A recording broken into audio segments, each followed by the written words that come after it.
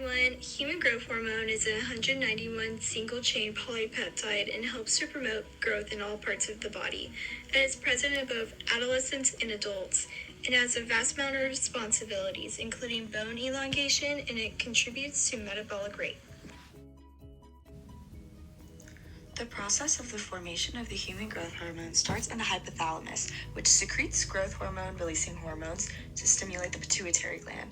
The pituitary gland then creates growth hormones that are released into the bloodstream.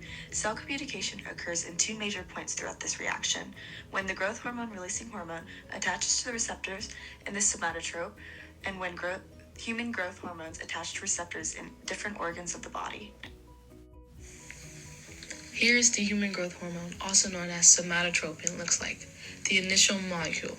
Human growth releasing hormone is a polar molecule that must bind to a receptor in order for the process of HGH to be created.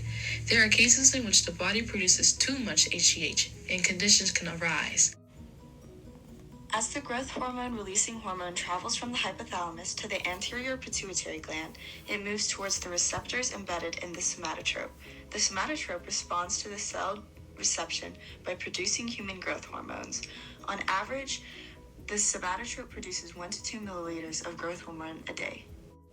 The process begins when a molecule known as human growth releasing hormone binds to the somatotrope membrane receptor. This initiates the transduction step in the intracellular part of the cell. An enzyme known as adenylate cyclase is catalyzed and utilizes the use of ATP in the process of dephosphorylation of the molecule to cyclic AMP, also known as cAMP in the diagram. The secondary messenger activates protein kinase A, which causes phosphorylation to other target proteins during this phase. Once this has all transpired, the next step is the cellular response, which is the human growth hormone itself. The hormone then goes to the bloodstream. Once the human growth hormone is secreted in the pituitary gland, the hormone is released into the bloodstream and goes throughout all parts of the body, but especially to the bones, liver, and muscle. The process of growing starts when the growth hormone attaches to the growth hormone receptors.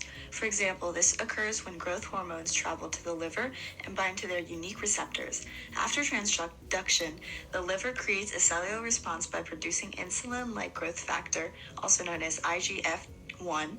IGF-1 then travels through the bloodstream to the muscle, where a similar process occurs, ending in the production of amino acids, which builds and grows the muscle.